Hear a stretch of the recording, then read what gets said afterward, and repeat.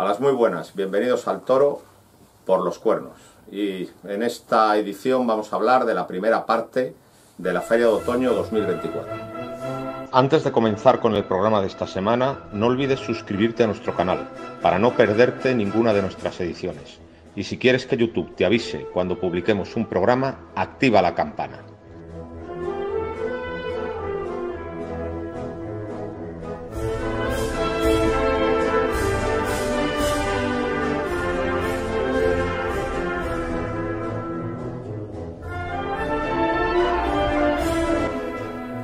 A las muy buenas, bienvenidos al Toro por los Cuernos. Bueno, pues ya ha tenido lugar la primera parte de la Feria de Otoño y aquí estamos con Víctor Pérez López para comentarla. ¿Y dónde estamos? Pues en la librería Rodríguez, que está en la propia Plaza de Toros de las Ventas y que es un auténtico templo de la sabiduría taurina. Y como siempre que estamos en librería Rodríguez, pues antes de empezar el programa vamos a aconsejar unos cuantos libros. Y entonces, Víctor, ¿qué tenemos esta semana? Pues yo voy a aconsejar no un libro, sino un montón de ellos. Un montón de ellos porque les voy a aconsejar porque tienen la Lidia. La Lidia, que es seguramente una de las más bellas publicaciones que se hicieron entre 1882 y 1900. 18 años. 18 años que tenían la característica que eran una sola hoja, ¿no? Una sola hoja, y en el centro de la hoja venía lo que llaman, como se llama, una estampita que es una litografía, algunas de ellas maravillosas. Muy buscadas. Muy buscadas. Pues aquí están todas. Todas, absolutamente todas, y además con dos características. Primero, la encuadernación, que es magnífica, es una holandesa, con puntas pequeñas, pero una holandesa. Y enseña una litografía. Y una litografía, pues he escogido una que es preciosa, que es Cayetano Sanz. Cayetano Sanz, que es la primera figura del toreo que dio Madrid. Es la primera figura del toreo que dio Madrid y junto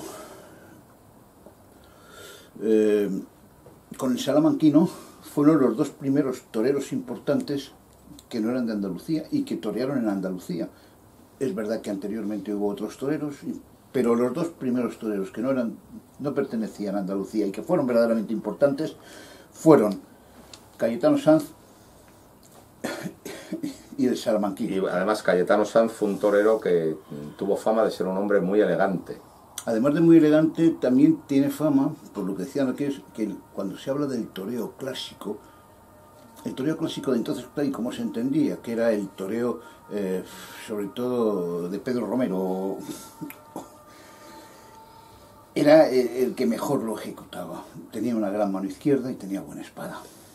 Y luego además, claro, la Lidia abarca una época apasionante del toreo.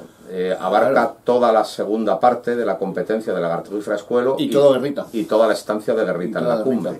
Por lo tanto, es muy interesante. Y las litografías de Daniel Perea pues han sido un auténtico reclamo para coleccionistas y son un clásico de la historia de la pintura taurina. Son un poco estáticas, sí, pero tienen mucho sabor castizo. Luego había otro que pintaba también en la Lidia que era Chávez.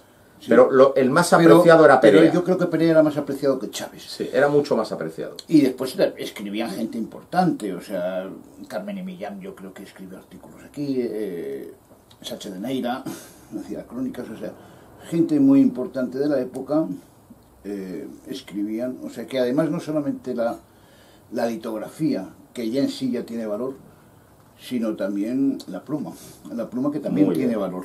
Muy bien. Y señores, esta es una oportunidad única porque no la van a encontrar en este estado de conservación íntegra, desde el primero hasta el último. Y perfecta. Porque no tiene ni un arañazo. O sea, es sorprendente que no tenga ni un arañazo. No la van a encontrar en otro sitio. Bueno, pues yo voy a presentar Historia Social del Toreo de Adrian Suber. Adrian Suber es un canadiense y escribió hace años A las 5 de la tarde, que es un libro absolutamente esencial para entender lo que es el surgimiento de la corrida a pie profesional como negocio, porque hay que tener en cuenta que la corrida a pie profesional es el primer espectáculo de masas del mundo actual. Tiene 100 años más de antigüedad que los deportes anglosajones. La corrida a pie profesional se configura en el siglo XVIII, mientras que los deportes anglosajones se configuran en el siglo XIX a finales. Por lo tanto, el libro de A las 5 de la tarde ya fue un libro importante, y ahora tenemos este, que pues vuelve a hablar de una sociología del toreo, y me parece que es un libro absolutamente aconsejable. Pues yo también voy a presentar Quejíos. Quejíos creo que es el quinto libro de Jesús Soto de Paula. Jesús Soto de Paula es hijo de Rafael de Paula, pero eso en sí no dice nada más que evidentemente va a ser un gran paulista, que lo es, sino es que tiene una pluma fácil, agradable, hasta bella en algunas ocasiones. Yo creo que si hay toreros artistas, también hay escritores artistas. Y este es un escritor artista, sí. Y además este está ilustrado por Diego Ramos. Entonces no... Por Diego Ramos, que Joselito ha caído por casualidad. Entonces ya no digamos más. Yo creo que Diego Ramos, con todos los respetos para todos los demás pintores, yo creo que es el mejor pintor taurino de la hora presente, con una personalidad muy definida que le hacen único, porque además tiene Diego Ramos una cualidad que a mí me interesa mucho, que no siendo un pintor figurativo, siendo un pintor impresionista, pero es muy clásico y muy tradicional en lo que pinta. Ya lo hemos visto aquí. Bueno, ahí, yo creo que ese es de Roberto Domingo, pero que claro, que hay algo abierto por casualidad. Pero, por ejemplo, estos son a mí me parece que son bellísimos. Son absolutamente modernos, ¿no? Son tremendos. O sea, es una cosa... Esta revolera de Cagancho, enséñala, de Diego Ramos. Es impresionante. Es impresionante. Sí, señor. Es una belleza. Yo creo que merece la pena tenerlo, y además es un libro muy asequible para todos los bolsillos. O sea que es... Por cierto, tengo un honor. El mejor cuadro que ha pintado Diego Ramos de Joselito lo tengo yo. Y lo tengo en mi casa, y regalado por él. Muchas gracias, Diego, por aquel regalo de hace años. Pero vamos, es una auténtica maravilla. Y eso, y Jesús es pues un escritor muy artista. Sí, y además es que se lee, no es tanto que sería fácil como se lee artísticamente, o sea, te quiere decir que sí, te llama la atención. Tiene mucha inspiración, como los toreros que le gustan. Él es muy paulista, es muy currista, es muy morantista, es muy belmontista, es muy gallista, esos son sus toreros. Sí, que es un contrasentido ser gallista y belmontista, pero bueno, bueno, es decir, yo creo que al final el toreo actual es una síntesis, ¿no? Entonces, pues aunque no lo quieran reconocer, todos los belmontistas han asumido gran parte del gallismo, claro, y todos los gallistas hemos asumido gran parte del belmontismo. Por lo tanto, digamos que es una interacción. Pues yo voy a hablar de Joselito y de una trilogía. Hay dos amigos que se llaman Vicente Climent y Javier Bellón, de Castellón de la Plana, que ya hace un tiempo hicieron una trilogía de Joselito que es muy interesante, y por lo tanto yo creo que es bueno volverla a recordar, porque son 3 libros estupendos. Primero, Joselito solo. En este libro se narran todas las corridas que mató Joselito en solitario. Joselito es el recordman de corridas en solitario de la historia del toreo en España. Le superan en México Eloy Cavazos y Manolo Martínez, pero digamos que... Todos los años acababa con una... Pero que Manolo Martínez y Eloy Cavazos han toreado muchas corridas en solitario, pero no en España y no en las mismas circunstancias. Joselito toreó muchísimas, hubo años de torear unas cuantas, siempre toreó una. Cuando en vísperas de su muerte tenía previstas 2, y aquí viene toda la relación de festejos en solitario de Joselito. Luego este se llama Joselito 1920, que habla de los últimos 5 meses de Joselito. Pues desde que empieza el año 1920 hasta que va a morir a Talavera. Y luego Joselito y Miura, una ganadería que le dio muchos éxitos, por ejemplo el toro galleguito en Sevilla en 1915, y además una ganadería con la que Joselito tuvo una relación muy estrecha, porque era íntimo amigo de los niños de Miura. Y además tuvo mucha influencia en la ganadería, porque por sus consejos se echa un semental de Parladé, el famoso banderillo de la viuda de Tamarón. Por lo tanto, yo creo que es una trilogía muy interesante, sí. Que yo creo que todos los buenos aficionados deben tener. Sí, que cuando se habla de Miura Cabrera, pues no es exactamente así. Miura ha cruzado a lo largo de la historia bastantes veces. Cosa que a mí me parece muy bien. A mí me parece no me parece ni bien ni mal, me parece bien si sale bien, mal si sale mal. Es que es la única forma de, claro, que las ganaderías no se pudran. Y no tengan por esa la consanguinidad asquerosa que... Es que es así. Pues nada, yo creo que son 3 libros que todos los aficionados deben tener. Y bueno, ya si te parece, vamos a hablar de la actualidad y vamos a hacer una pequeña referencia a la Feria de San Miguel. Bueno, bien. Vamos a hacer primero una pequeña referencia a la Feria de San Miguel. Famosa. Una pequeña referencia a la Feria de San Miguel en la que no hemos estado, pero amigos sevillanos... Y todos hemos visto algunos vídeos sobre esa sí. Y sobre todo sobre esa, bueno, Puerta del Príncipe. Muchos amigos sevillanos nos han informado puntualmente, hemos visto los vídeos y bueno, yo creo que podemos hacer un pequeño resumen. Coinciden todos en que la Puerta Grande de Alejandro Talavante fue muy generosa. Coinciden todos en que en unas circunstancias, vamos a decir, normales. Bueno, no simplemente. En la plaza de Sevilla de hace 40 años se hubiera cortado una y no 3, eso es lo que se nos ha dicho. Y luego, sobre todo, que hubo un gran toro de Victoriano del Río, un toro de Dalia. Que además se llamaba Dalia. Hermano de Dalia, que fue otro gran toro. El toro de Manzanares de la Beneficencia de Madrid. Y que hizo la faena de su vida. Hizo la faena de su vida, por lo menos la faena de Madrid. Yo creo que la faena de su vida. Sí. Yo no sé si fuera de Madrid ha hecho alguna faena mejor. O sea, pero yo la mejor que he visto. Una cosa, fue un prodigio de empaque. Yo creo que ha sido el techo de Manzanares. Para mí sí, o sea, yo no lo he visto mejor nunca, bueno, en ningún sitio. Bueno, pues resulta que salió un toro de la misma familia que fue extraordinario. Y para Talavante no estuvo a su nivel.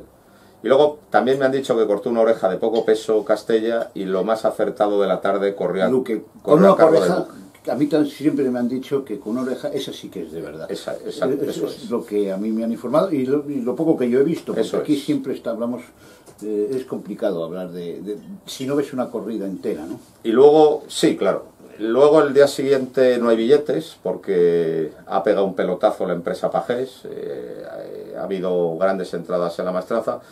No hay billetes para ver con toros de García Grande a Manzanares, Borja Jiménez y Roca Rey. El protagonista fue Borja Jiménez, con una faena pues de las que está haciendo últimamente, de una enorme intensidad. Con muchísima más clase que la que demostraba años anteriores, o sea, pues tiene adquirido clases. Al toro le fue o sea, al toro le cuajó completamente y le vimos con un relajo y un sentimiento, con el poderío de siempre, con el mando de siempre, con esa muleta arrastrada por el suelo, pudiendo mucho la embestida, pero le vimos con gusto, con sentimiento, con mucho talento torero, una grandiosa faena, pero... Si este torero tuviera la espada de Roca Rey, este hombre barría. Pero vamos, o de Fernando Adrián. Pero que no mató, y ahí sí que se perdieron 2 orejas de verdad, porque creo que ha sido de las grandes cumbres de Borja Jiménez esta temporada, con el mando de costumbre, pero además con sentimiento, con buen gusto, y toreando con clase, una gran faena. Y luego ayer, pues despedida de Pablo Hermoso en un ambiente de amabilidad, cortó una orejita. Una corrida de hermanos García Jiménez que no salió buena, pero donde Juan Ortega toreó muy bien con el capote. No, incluso Aguado, creo que tuvo momentos muy buenos con el capote. Sí. Creo que lo bordaron, con el capote lo bordaron. Y las pocas imágenes que yo tengo, a mí me parece que Juan Ortega y Pablo Aguado estuvieron muy por encima de una corrida que no salió buena. Tuvieron muy buenos momentos con el capote y algún destello con la muleta. Esta ha sido un poco la feria de San Miguel de Sevilla. Pero nosotros hemos estado aquí, en la no primera parte. Ver en este caso las dos, pues. En la primera parte, hemos estado en la primera parte de Madrid. Y bueno, pues ayer hubo una novillada que desde mi punto de vista tenía una composición absurda. Extraña y absurda. Porque estaban anunciadas de Madrid, ¿no? No, porque había una de Portugal. Había un novillo de la Condesa de Sobrarbe. No entiendo. A mí me parece absurdo. O sea, no era concurso de ganaderías, pero estaban anunciadas 6 ganaderías. Como no era concurso, se sortearon los novillos. Y las 6 ganaderías que estaban anunciadas eran ganaderías que para la mayoría de los aficionados eran desconocidas. O sea, hay que ser un especialista. La única verdaderamente conocida era Baltasar Iván. Sí. Era la única. El resto eran ganaderías desconocidas, por lo tanto, pues una cosa absurda, 6 novillos de 6 ganaderías, no en concurso, ganaderías desconocidas. Y la verdad es que luego la tarde, pues no dio mucho de sí por el juego de los novillos, que no fue nada bueno, y tampoco los novilleros estuvieron acertados. Lo más destacable es una faena de Villita. Villita en el primero no estuvo mal. Que toreó bien, ¿eh? No estuvo bien, y tuvo momentos buenos. Digamos que fue una faena de altibajos. O sea, empezó muy regular, después creció la faena, después volvió a bajar y después volvió a crecer, y no mató bien. Yo creo que eso es. Lo peor fue la espada. Y no mató bien. Mató de una estocada perpendicular muy trasera, pero creo que toreó bien a un novillo de José González, que fue el novillo mejor. Y fue el mejor novillo. Un novillo, bueno, porque por ponerle un pero le costaba un poco repetir. Pero que cuando metía la cabeza la metía con mucha calidad. Mucha calidad. Y le permitió relajarse a Villita. Y creo que toreó con mucho gusto. Y toreó además con un gran sentido clásico y con mucha cadencia. A mí me gustó la faena. Y yo creo que era de orejas y mata bien. Sí, pero hay que matar bien. Tenía también el inconveniente de ser la primera de la tarde, y siempre las primeras los públicos están mucho más fríos. Sí. Es verdad, tenía que haber matado bien, y eso, bueno, pero de todas formas creo que es el más torero de los 3. O sea, y habría que repetirle. Yo tengo ganas de verle más veces. O sea, bueno, hoy creo que torea en Villalba, ¿no? Sí. Y allí que iremos a verlo. Iremos a verlo, pero el resto de la novillada no tuvo nada que destacarse, ¿verdad? Yo sí destaco el toro de Baltasar Iván, que era un toro que en el caballo acudió con mucha alegría. El toro estaba flojito de los cuartos traseros un poco, pero después se vino arriba y... Yo le vi cómo desbordaba el novillero. Y le desbordó absolutamente en todos y cada una de las facetas a Moreno, me parece que se llama Jesús Moreno. Jesús Moreno estuvo absolutamente desbordado por el toro. Yo no sé si no se ha recuperado de todas las jornadas que ha tenido. Yo creo que le desbordó, pero yo tampoco me gustó en su primero, Moreno. Bueno, el de la Condesa de Sobrarbe me pareció un novillo muy soso que no humilló nada, pero con respecto al de Baltasar Iván, que fue un novillo muy fiero, muy repetidor, muy exigente, que además se embestía con mucha rapidez. A mí me gustan, ¿qué quiero decir? Sí que hay que decir que Moreno estuvo mal. No pudo con él, pero me hubiera gustado ver a muchos matadores de toros delante del novillo, no hubieran estado mucho mejor. El novillo necesitaba unas manos muy poderosas y bajar mucho la mano con mucha decisión y dejar la muleta delante. Necesitaban a un Perera. Un Perera o cualquier torero muy poderoso, incluso un Borja Jiménez en estos estados. O un Borja Jiménez. Podía haber hecho una faena. Pero fue un novillo fiero, ¿eh? Fue un novillo de los que a mí me gustan, ¿qué coño? O sea, de los que a mí me gustan, de los que te exigen permanentemente. Y a mí, yo salí contento con ese novillo, que es el que más me gustó. Y lo demás fue una auténtica porquería. Y luego fue un desastre, pero un desastre anunciado. Sí. O sea, verdaderamente el novillo que nos ha interesado era el de la única ganadería con prestigio. Sí, eso es verdad. Y ha sido y aquí vamos a dar un tirón de orejas a la empresa de Madrid. Lo de este año de las novilladas es impresentable. O sea, las últimas novilladas de garantía se lidiaron en San Isidro. O las únicas novilladas de garantía se lidiaron en San Isidro. Todo lo de la temporada han sido novilladas feísimas y vastísimas, presentadas en escalera, de ganaderías dudosas. Eso no puede ser, para estrellar a los chavales. Si en esta plaza se genera una millonada, las novilladas hay que cuidarlas. Y si no hay novillos, compren corridas adelantadas a buen dinero. Porque ustedes ganan el dinero suficiente para traer novilladas de lujo, que es lo que debe venir a Madrid para dar auténticas oportunidades a los novilleros. Novilladas serias, porque este ruedo mide 60 metros, y los novillos terciados, digamos que desaparecen en el rodeo.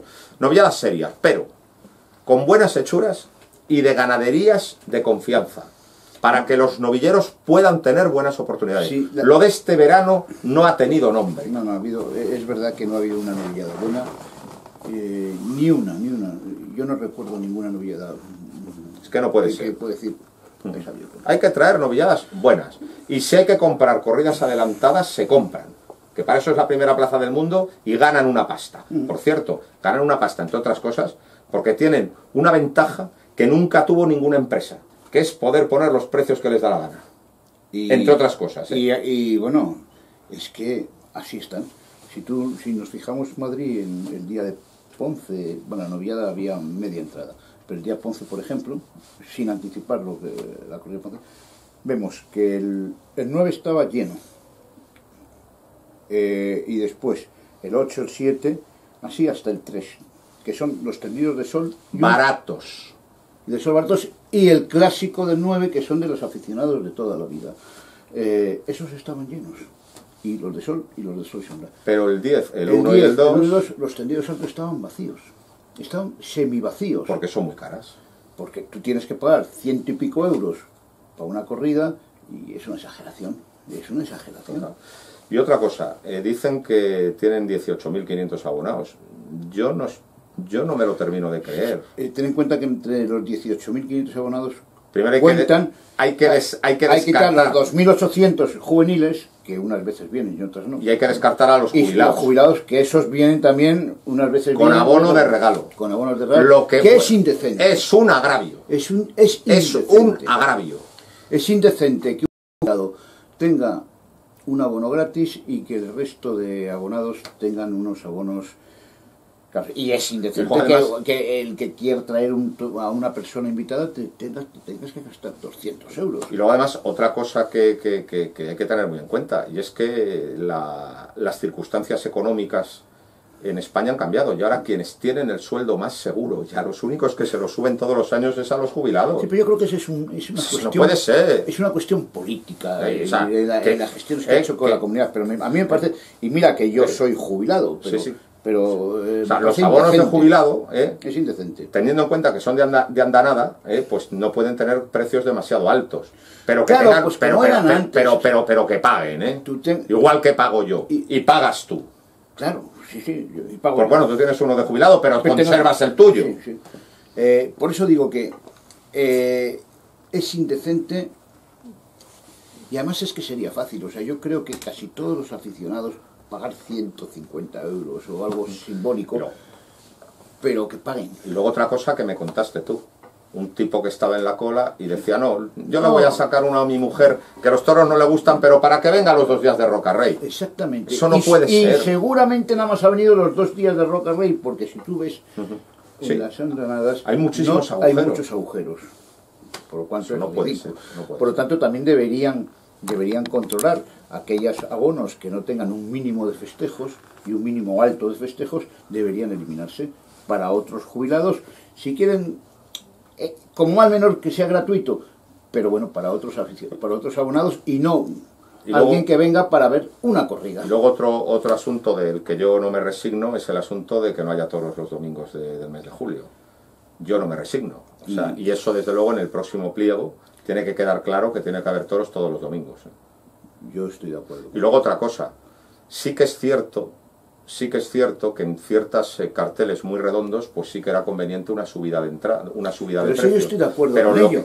Lo que no puede ser es que se hayan subido los precios de esa manera tan exagerada a quien no tiene abono para toda clase de corridas. Y es verdad que han hecho alguna excepción. Eso de que un abonado puede sacar 4 entradas para amigos y compromisos.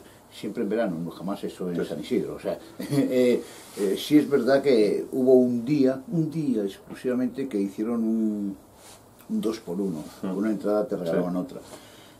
Un día, nada más. Cuando después ves cemento permanente, entre otras cosas porque los toros en Madrid antes no eran caros y ahora son muy caros. Sí. Son muy caros. Si tú no eres abonado de Madrid, si tú eres un señor que con muchos amigos que tienes tú que son de Bilbao, o yo de Sevilla, de Bilbao, de Albacete, que siempre, o de cualquier parte de España, que vienen exclusivamente una semana, que buscan una semana porque no pueden hacer todo un San Isidro, y que aquí estamos con lo mismo, que buscan una parte de la feria porque no pueden permanentemente desplazarse ni estar aquí todo este tiempo, pues a esos les han subido el precio de las entradas. Bueno, pues han dejado de venir algunos, han dejado de venir. Y luego yo creo, de eso de 18.500 abonos, hombre, cuando había 18.500 abonos de verdad, que era en época de Chopera o en época de los Lozano, en cuanto había un cartel medianamente interesante estaba lleno, y las novilladas que entraban en el abono estaban llenas, porque al final salían a la venta, teniendo en cuenta además las 2.000 entradas que se regalan de la Comunidad de Madrid, al final salía muy poco en taquilla. Cuando ves cómo estaba la plaza el sábado, yo dudo mucho que haya tanto abonado, porque es que había unos agujeros que llamaban mucho la atención en el 10, en el 1 y en el 2. Sí, también es verdad que, claro, si alguien no va, siempre pone en venta su entrada a precio reducido, pero no es ese, eso no es plan, yo creo que la historia es diferente. Esto no puede, todas las corridas no pueden tener, sí puede tener estas corridas de máxima expectación un precio por encima, pero no corridas mondas y lirondas, o sea, no corridas con toreros que son, digamos, de segunda fila, o incluso en verano de tercera fila. O sea. Yo creo que a los jubilados hay que volver a cobrarles el abono. Porque desde luego es un agravio para mucha gente que paga y que gana menos que ellos. 2, porque además, desde que lo están regalando hay muchos que no van, porque no les interesa y solo lo tienen porque es gratis. Hay que volver a cobrar. Y luego, con respecto a las subidas de entradas, para corridas puntuales, donde evidentemente el cartel es muy potente, y donde verdaderamente es necesario un dinero para pagar el piso de plaza, para pagar el espectáculo, porque es muy caro, se entiende. Ahora, en corridas de grado medio y en corridas de grado bajo, que hayan pegado ese subidón, no se entiende. Y ahora dirán, no, es que la mayoría son abonados. No creo que haya tantos abonados. Insisto, los abonos gratuitos, ya sean juveniles o no juveniles, porque se puede saber las veces que entran a la plaza, hay que exigirles por lo menos un 70% de asistencia. Por supuesto. Yo entiendo que hay 4, 5, 6 corridas que te puedes perder, pero tú tienes que exigir, totalmente, para que sea gratis, ¿qué tienes que tener en esta situación? O sea, sí, pero usted, si lo tiene gratis, pero va. Si usted no va, a usted se le quita. Bueno, vamos a hablar de la despedida de Ponce. La despedida de Ponce. En primer lugar, un corridón de toros.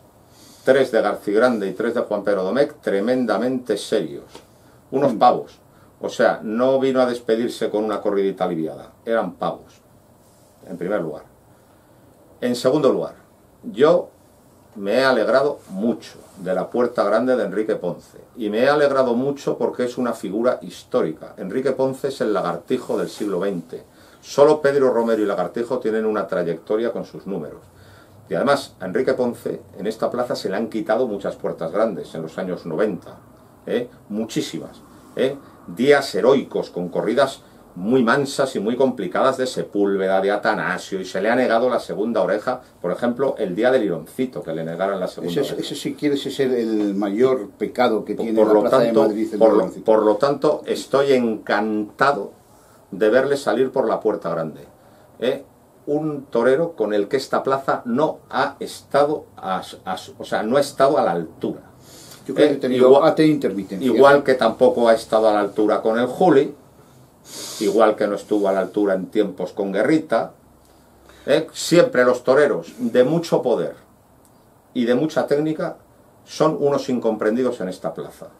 Pero es la historia de Madrid. Es de Madrid. Incluso hemos hablado de Joselito en el año 20, el año 20 la bronca que tuvo Joselito, y también Belmonte, pero menos, Joselito en Madrid eran insoportables, mucho más grandes que el día antes de morir. Dijo que ya no volvía durante un tiempo a esta plaza porque los gritos eran además descalificantes y vamos, irreproducibles, por decirlo de alguna forma. Eso ha sido la Plaza de Madrid siempre le ha gustado otro tipo de toreros. Que luego, es verdad, fíjate, luego son muy condescendientes con los del Pingüi. Siempre. Pero pasaba también en tiempos, sí, claro. En aquellos tiempos, claro, claro. Siempre. Y con los muy valientes también, sí. Como Freje en su día. Sí, los muy valientes también tienen su cabida dentro de la afición de Madrid. Y los del Pingüi y los muy valientes. Pero los toreros técnicos... Los toreros técnicos siempre han sido masacrados. Y además, mira, si repasamos dentro de sus corridas, Ponce empezó y era casi siempre o prácticamente siempre se presentaba en Madrid siempre con toros de Samuel Flores. Muy bien presentados. Y siempre, es verdad que eran toros que en aquel tiempo lo mataban las figuras, pero siempre eran toros irreprochablemente bien presentados. Siempre una de las corridas mejor presentadas de las ferias de aquel tiempo era la de Samuel Flores. O Manuel Agustina López Flores, que monta tanto monta.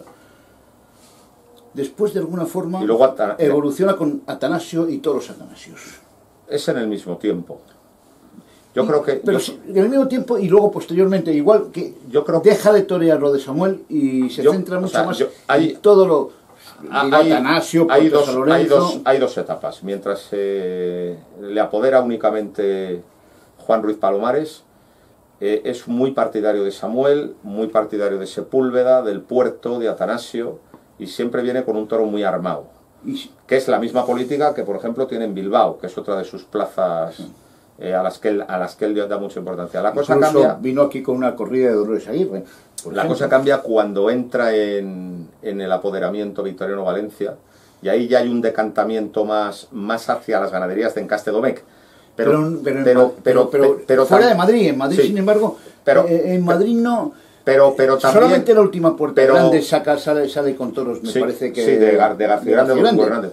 Pero también por una cosa, y es que lo de Atanasio empieza a meterse en un bucle de mansedumbre y de descaste que, claro, le aconseja cambiar de hierros. También torea bastante en Madrid, en aquella época que sí torea ya más lo de Alcurrucén.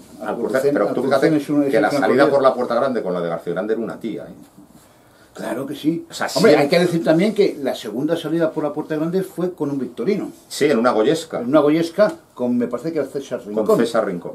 Que salieron un mano a mano. Mano a mano. No sé si salieron los dos. No, salió solo Ponce. Y una de las orejas fue a un victorino. La otra no me acuerdo a quién fue. Sí. Y luego sale con una de Javier Pérez Tabernero. Ahí es la más grande. Con un toro de José Luis Pereda, que era un tío.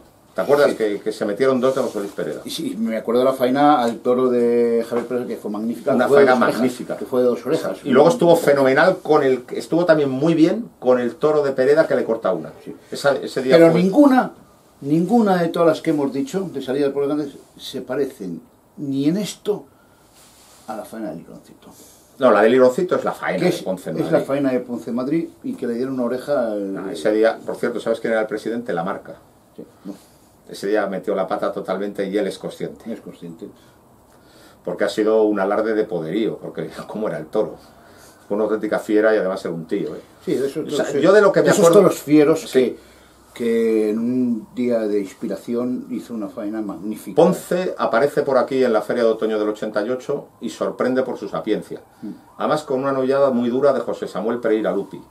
Y repite al domingo siguiente con una del Torero, pero sale un sobrero de la Fresneda peligrosísimo y el tío está cumbre. Se cerró las dos veces la Puerta Grande por matar mal, porque era muy pinchaúvas de novillero. Pero en ese momento sorprende. Torea en el 89 de novillero todavía, se le trata con más frialdad, y luego confirma la alternativa en el año 90. En la Feria de Otoño con Paula y con Esplá, una de Diego Garrido. Sí, Paula es el que Sí, Paula se la confirma. Y ese día estuvo muy inteligente. No la recuerdo. Estarías en Huesca en ese momento. Pues es una corrida muy seria, una corrida que pesa mucho, una corrida muy dificultosa y sorprende por su inteligencia. Y en el año 91 está muy bien en primavera con la de Cuadri, está fenomenal con una de los bayones que corta una oreja, y ya va sorprendiendo. Y en el año 92 ya se pone en primera figura. Y a partir de ahí se le empieza. Hasta entonces caía muy bien en Madrid. Y se cantaba su inteligencia. Como Guerrita, y a partir del 92 se le empieza a medir. Claro. Se le empieza a medir. Y hay, por ejemplo, hay años, en el 95 estuvo Cumbre los 2 días, con la de Atanasio y con la de Sepúlveda. Y le dieron una cada tarde porque no quisieron sacarle por la puerta grande. Entonces, con todas las puertas grandes que le han birlado, a mí me pareció muy bien lo del otro día. Y ahora entro en la faena. Un Juan Pedro, que era un tío, pero un tío, un toro de muy buena condición, pero con la fuerza muy justa. Y creo que Ponce midió todo muy bien. Vio que si se le apretaba, el toro se iba a venir abajo, y lo que hizo fue consentirlo. Empieza muy toreramente, hay 2 cambios de mano muy buenos, luego hay una serie muy buena con la mano izquierda, dándoles de uno en uno y ganándole el pitón porque el toro no soportaba la ligazón, porque no tenía fuerza para soportarla, y luego le da 2 circulares de los suyos muy buenos. Poncinas, le dio 3. O 3. 2 buenas y otra no tan buenas. Y le mata de la mejor estocada que ha dado en las ventas. Sí, la estocada fue la estocada era de una oreja. Yo creo que la estocada es de las mejores que yo he visto a Ponce. Sí, sí, he visto mejores estocadas, pero es verdad que a Ponce es de las mejores. La estocada era de una oreja, y yo creo que la faena, yo creo que entendió muy bien al toro y le sacó muy bien, le sacó muy bien lo que tenía, y además hizo un gran esfuerzo. Es esa condición de figura que tienen muy pocos, de el día que hay que hacerlo, se hace, y se triunfa, triunfar a golpe cantado, porque Ponce, pues bueno, ya no es un niño, y Ponce tiene 52 años, y tal, y hay que decir la verdad, la temporada le ha costado. No, pero con ese toro se vino arriba. Sí, las que he visto de Ponce antes, que fue la de Bilbao o la de Salamanca, no han sido convincentes. Para mí no han sido convincentes. Ni la de Santander. Vamos saliendo por la Santander. No. Han sido faenas en las cuales no estaba él. Sí. Bueno, se le ve, sí estaba él, pero no estaba en el Ponce importante que todos recordamos, porque la desgracia de todas, y nos escuchan mucha gente joven, que no han visto a Ponce y nada más conocen a Ponce por cuestiones del corazón y otras cosas parecidas. Que es lamentable, porque lo que es Ponce es un gran torero. Cuando Ponce ha sido la máxima figura y un torero importantísimo durante 30 años, o por lo menos 25 de esos 30 años. Ahora, yo tengo una opinión que varía, estoy de acuerdo en lo fundamental con lo que acabas de decir, pero tiene algunas variaciones, como debe ser en cualquier debate que hagamos, ¿no? Vamos a ver cómo me explico. La corrida, que es verdad que era una tía, pero estaba podrida por dentro. Cuando digo podrida por dentro, también hay que ver lo que quiero decir yo. O sea, a mí me gusta un toro que sea por lo menos boyante. Y los toros de una sosedilla absoluta, hubo tal vez el tercero que medio funcionó. El primero es que le costaba embestir con mucha calidad. Sí, la corrida tuvo muy buen estilo, pero no iba para adelante, no rompió. No rompió para adelante ninguno. Y demostración de lo cual, tú lo acabas de decir en tu crónica, fue incapaz, no el torero, sino el toro, de aguantar por lo menos una serie por cada uno de los pitones. Sí, cuando le quiso dar la primera serie con la mano derecha, el toro se le queda debajo. Se le queda debajo porque el toro no aguantaba. Y entonces tiene que recurrir al recurso, que es bueno y es importante el recurso de darle los pasos de uno en uno. En el fondo es un recurso, porque en la faena moderna lo importante es la ligazón. Pero con este toro no se podía. Entonces, mi duda, y lo que yo digo, es que, joder, es que el toro no era de 2 orejas. No, un toro que tú no se deja ligar muletazos no es un toro de 2 orejas. No es que la faena no fuera perfecta ni buena, digo que el toro no era de 2 orejas. Y hay toros que por más que tú quieras insistir, no les puedes cortar las orejas porque no las tienen, porque no las tiene la faena. Entonces para mí la faena era de una oreja, después le dan 2 orejas y no voy a protestar, y me alegro mucho por Ponce y por todos los seguidores y por ti y por todo el mundo. No, eso es aparte. Pero analizando con la exigencia, aun siendo benévolo, porque yo creo que hay que ser benévolos en 2 condiciones. En las novilladas sin caballos, porque los novilleros sin caballos tienen que ir a más. Entonces tienes que ser benévolo y ver las ventajas y las virtudes. Siempre. Y hay que ser benévolo en las grandes despedidas. Total. Hay que ser benévolo en las grandes despedidas porque sabes que no vas a volver a ver a un torero que te ha dado muchas alegrías en el ruedo. Entonces, en esos son los 2 casos que hay que ser benévolos, y aquí hay que ser benévolo. Pero visto desde un prisma de frialdad, de lo que debe ser, la faena no debía ser nunca de 2 orejas, porque el toro no era de 2 orejas. Hombre, yo creo que, de todas maneras, imagínate que ese toro cae en manos de otro. No hubiera cortado ninguna oreja. No hubiera pasado nada. No hubiera pasado nada, hubiera sido de silencio. Lo hubiera apretado en la primera serie, el toro y ya se hubiera parado definitivamente y se acabó. Como el primer toro de la tarde, que en cuanto que le apretaron un poquito... Luego hablaremos de Samuel. Samuel, en cuanto le apretó un pelín, un pelín, el toro se acabó. Y tenía también una conexión, eran toros muy similares, si quieres. Y luego otro asunto muy importante, y el presidente. La medida. No, antes de hablar del presidente, yo creo que otra cosa importante de la faena, la medida. No, se fue a por la espada cuando había que hacerlo. Claro, si estás en el momento de calentar con 3 poncinas, y el que le salió la buena poncina aquí por la espada. Un final caminista, que camino no se andaba con tonterías, ¿eh? Cuando estaba la gente calienta por la espada, porque insiste más, el toro se descuaderna ya y se raja totalmente y no se acabó. Y luego no hay manera de matarle. Otra cosa muy importante, la medida que tuvo aquello. Terminó justo en el momento preciso. O sea, fue un auténtico juego de inteligencia. Primero ve que el toro se le para. Está torero con él, pero ve que se le para por debajo, da 2 cambios de mano buenos, y dice ahora de 1 en 1, y le pega la gran serie, y lo poco que tenía lo aprovecha en unos circulares, y le pega un estoconazo. Una auténtica demostración de inteligencia torera, una inteligencia torera que vamos a echar mucho de menos. Sí, por eso yo digo que, bueno, pues en unas circunstancias normales, pues es una oreja. Es una oreja porque el toro no era de 2 orejas. Aprovechó las limitaciones del toro. Aprovechó un toro que estaba limitado para poder hacer el toreo. Y después también hay que... Ahora voy a meter con el presidente. Ahora nos metemos con el presidente. Porque me parece que no es de recibo que en el primer tercio, porque hablamos de tercios, cuidado, que el primer tercio acaba cuando tocan a banderillas. Cuando tocan a banderillas. En el primer tercio, donde hemos visto infinidad de toros que se han dañado, que se han roto un pitón, los han cambiado y ese toro no lo cambiaron. No. Me parece que es de una falta de sensibilidad, de una falta, pero no solamente de sensibilidad, y de una estafa hacia todos los aficionados que han venido a ver a Ponce y que se han gastado los dineros y le han robado un toro.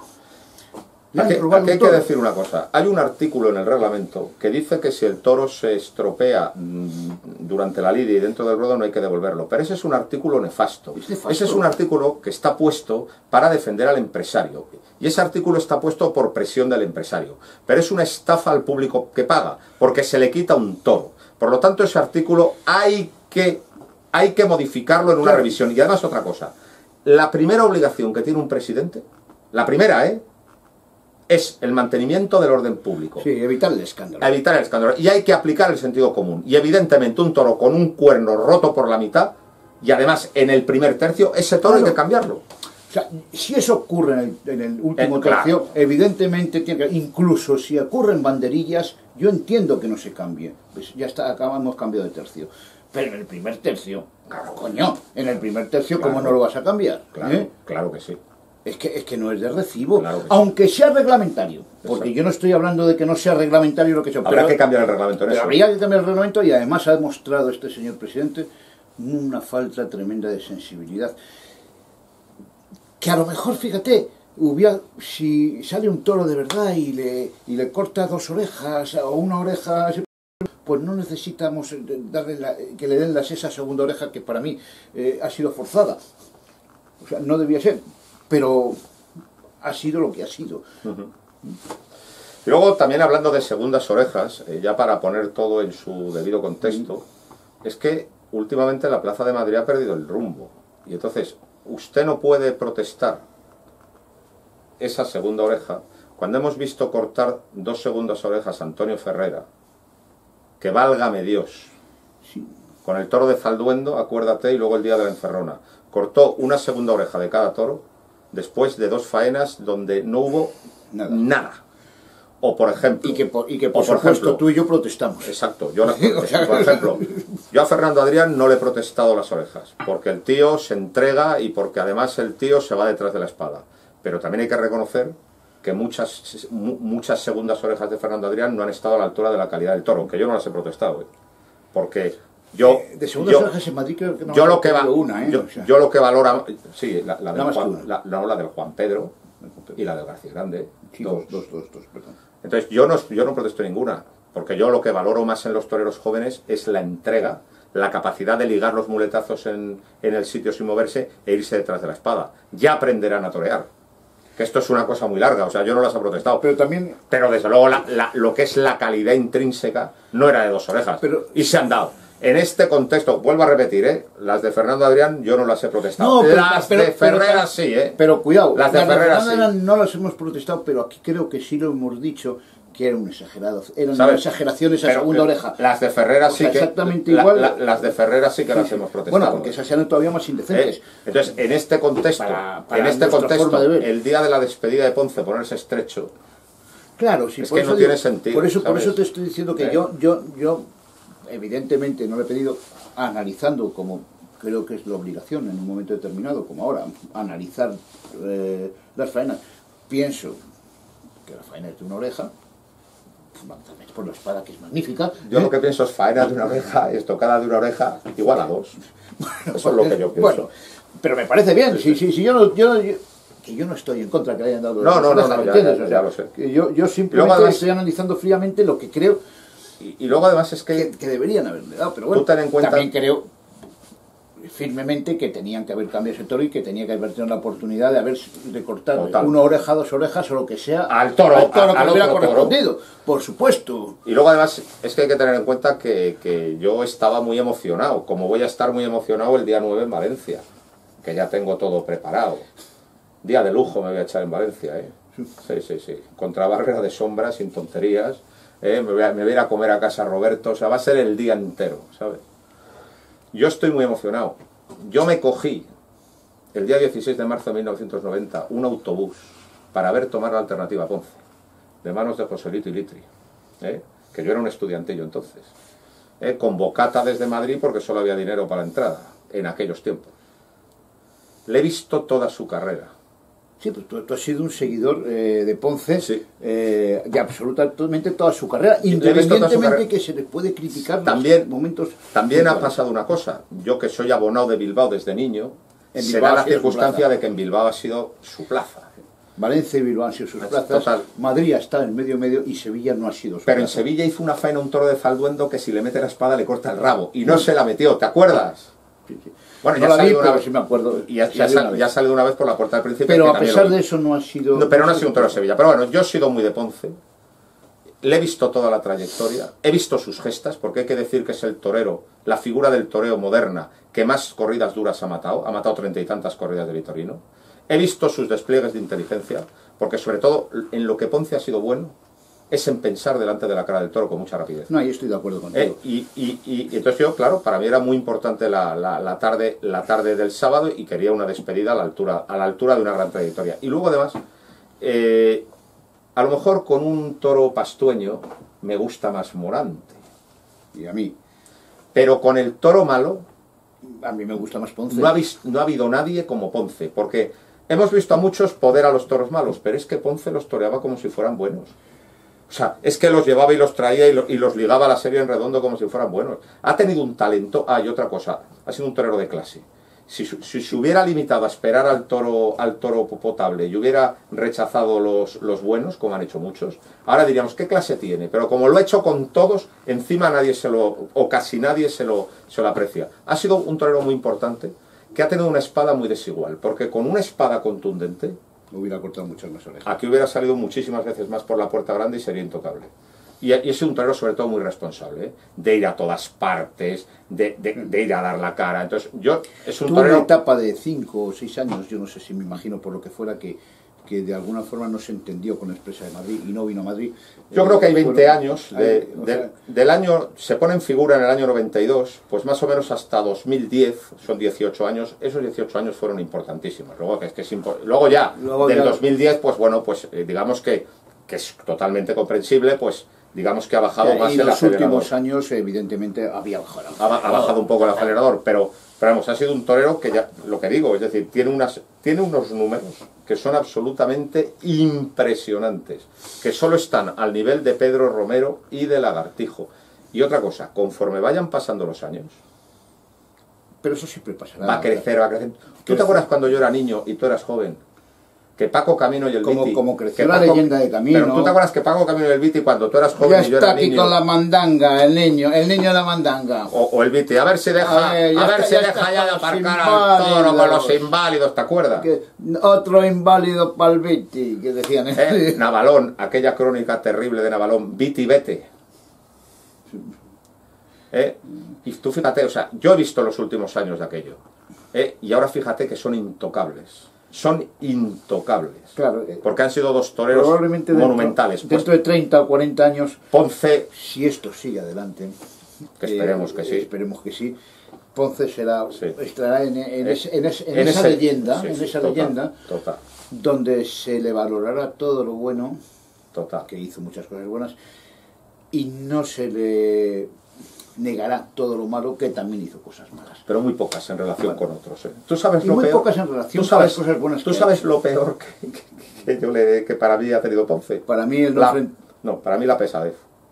Faenas a veces excesivamente largas cuando no tenía sentido. Porque claro, confiaba tanto en sus facultades que venga a ponerse machacón con el toro a ver si le sacaba lo que podía tener dentro. A veces se ha hecho muy largo el asunto, pero ha sido un torero importantísimo. ¿Y tú qué le criticas? No, yo no le critico, pero me hubiera gustado verle en la época buena de José Tomás ese enfrentamiento con José Tomás. Pero entonces eso pregúntaselo a José Tomás.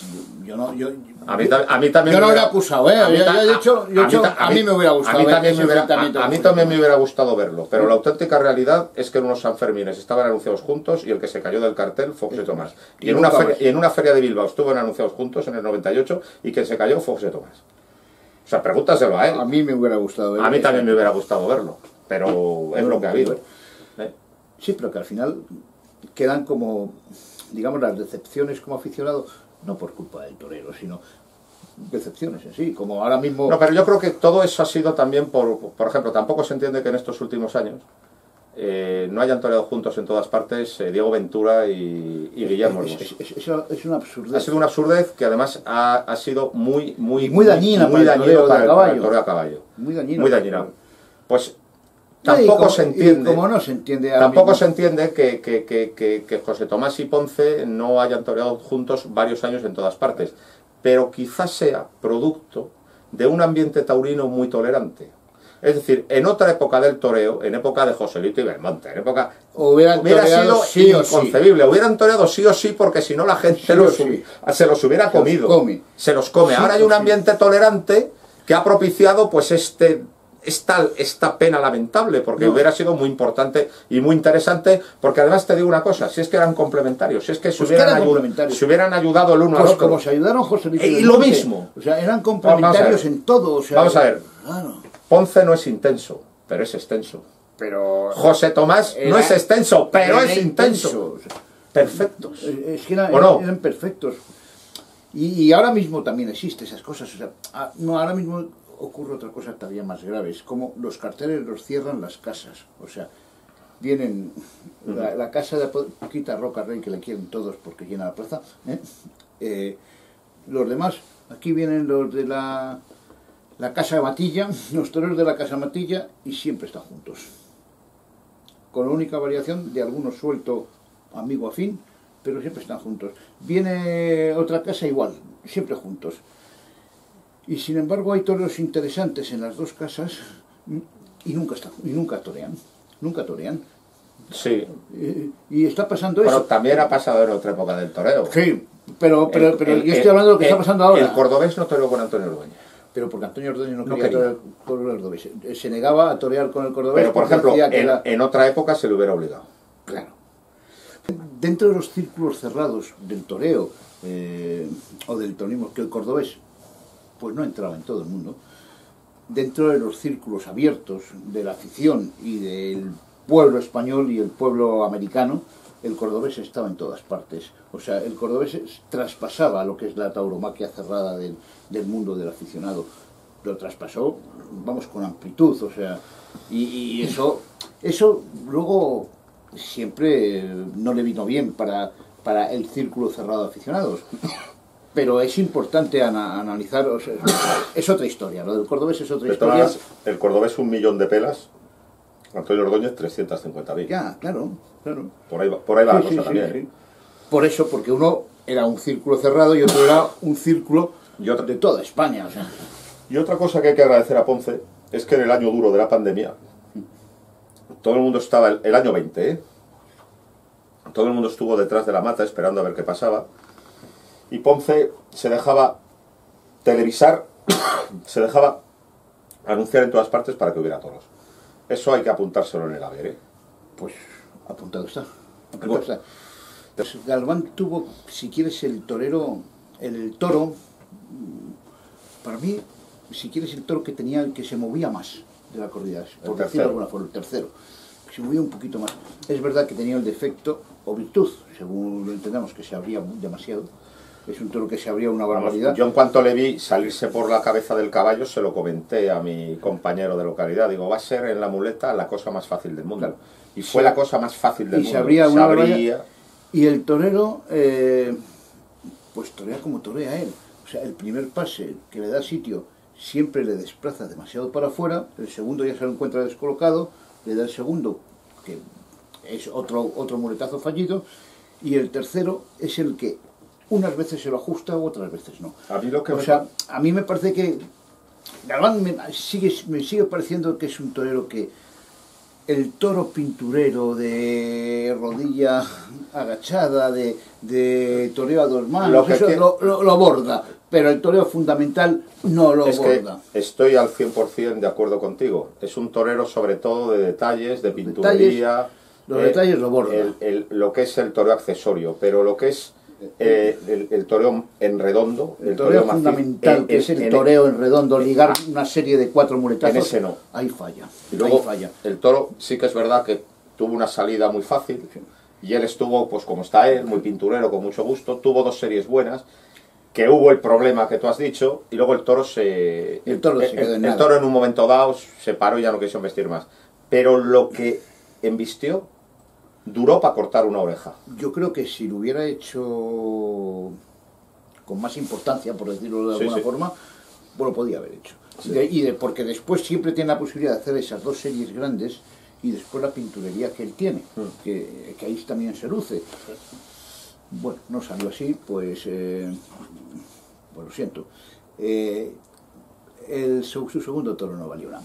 Ese fue el peor de la corrida, ese se paró total, ese no valió nada. Y no valió nada. Y luego con respecto a Navalón, pues el primero fue un toro de mucha calidad, pero era muy tardo. Sí. Y esa tardanza en embestir entre pase y pase, aquí en Madrid, es una losa. O sea, sí, porque te obliga a la colocación. Eres incapaz de llegar al público, ni de que la faena vaya para arriba, porque tienes que estar todo el rato enmendándote. Sí.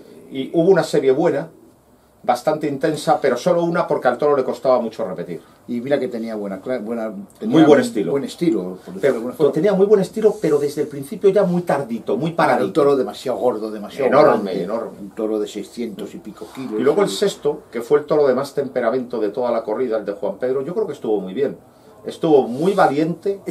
Se lo quiso pasar muy cerca. Lo entendió. Es que la falla fue intensa y además fue a matar.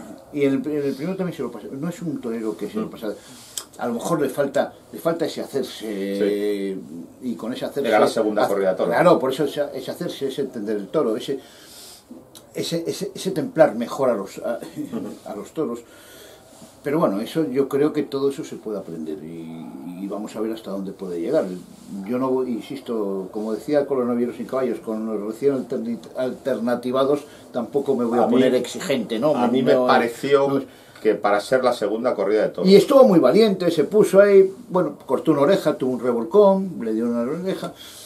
Bueno, pues yo creo en otras circunstancias a lo mejor no lo hubiera cortado, en esas circunstancias de las 2 de Ponce pues las cortó y me parece bien que la corte y bueno, pues ya está. Yo creo que para ser la segunda corrida de toros, con una corrida de tanto trapío, porque ese sexto era verdaderamente ofensivo y muy astifino, yo creo que estuvo muy bien. Pero el trapío no da miedo, ¿eh? O sea, ese trapío no da miedo, el miedo da cuando un toro se mueve. No, sí, claro. O sea, cuando un toro se mueve da mucho miedo, pero el volumen impresiona, ¿eh? Impresiona hasta que te haces. Hasta que te haces. En cuanto te asientas y ya te pones y te cruzas un poquito y al tío se le vio, ya pierdes al tío se le vio mucha disposición y también que tiene un muletazo muy largo y muy poderoso. Es un torero al que hay que seguir con atención porque no va a ser un exquisito. No es un exquisito. No va a ser un exquisito. Aquí va a tener problemas con los entendidos, pero yo le veo... Salvo el palo que desarrolle, yo le veo ese palo de toro duro y tal, pues a lo mejor... Yo le veo muy valiente y además con un trazo muy largo y de muleta muy baja y muy poderoso. Por lo tanto es un torero que le van a valer muchos toros. Y a los que le valen muchos toros ya sabes que no son del agrado de los entendidos. Pero vamos a ver, porque si... Estando como está, vamos a ver si le dan oportunidades. No, yo creo que se las van a dar. Yo creo que se las van a dar. Yo creo que va a entrar en San Isidro. Y yo creo que es un torero... Además, tú ten en cuenta que hace 2 años estaba ganando el Bolsín Taurino de Ciudad Rodrigo de becerristas. O sea, que su trayectoria ha transcurrido con una rapidez enorme. O sea, en 2 temporadas ha pasado de matar herales sin caballos a ser matador de toros. Las cosas han transcurrido muy rápido, precisamente porque tiene mucha capacidad, y esa capacidad pues le lleva a asumir los compromisos con éxito. Ha ido todo muy rápido, es su segunda corrida de toros, pero yo veo que tiene valor y que tiene mucho poder. Vamos a ver cómo evoluciona. Vamos a ver cómo desarrolla, vamos a ver cómo evoluciona y suerte, maestro. Pues nada. Suerte, lo único que le puedo desear. Vamos a verle más adelante. La corrida no tenía las cualidades suficientes para que a mí me demostrara el valor verdaderamente del torero. No sé si me he explicado. O sea, tengo que verle con otros tipos de toros y para decir me gusta, no me gusta. La corrida fue tan chochona, me gustó tan poco que yo no me atrevo a juzgar al torero, ni siquiera a Galván, aun con el mejor toro que tuvo nada más que 2 series, y que yo creo que si lo hubiera entendido mejor hubiera podido cortarle una oreja incluso. Bueno, yo creo que aquí lo dejamos. Sí, ya nos estamos pasando. Aquí lo dejamos porque nos estamos pasando de tiempo. Y yo creo que era necesario hacer un poco el repaso de Ponce, que es un torero muy importante y no habíamos hablado nunca nada de él, ¿no? Bueno, pues yo creo que hemos hecho un resumen muy extenso de la primera parte de la Feria de Otoño. Creo que hemos ocupado gran parte del programa en hablar de Enrique Ponce, pero creo que el personaje lo merece. Y nada, yo creo que nos emplazamos para la semana que viene para hablar de la segunda parte de la Feria de Otoño. De los 3 corridas de toros, que hay 2 que son... Hay alguna muy interesante. Eso es. Hay alguna muy interesante. Y la novillada, que en el fondo es una novillada que si yo lo espero, me hubiera gustado ver a otros toreros, pero bueno, otros novilleros. Pero bueno, esto es, a ver cómo están. Pero siempre me apetecen ver los novillos de Fuente Imbro. Bueno, pues de la novillada de Fuente Imbro, del mano a mano entre Fernando Adrián y Borja Jiménez, que es un cartel muy interesante con toros de Victoriano, y de la presencia de Roca Rey con toros de Fuente Imbro, que también tiene su interés, pues de todo eso hablaremos la semana que viene. Muchas gracias, Víctor, y sigan viendo al toro por los cuernos.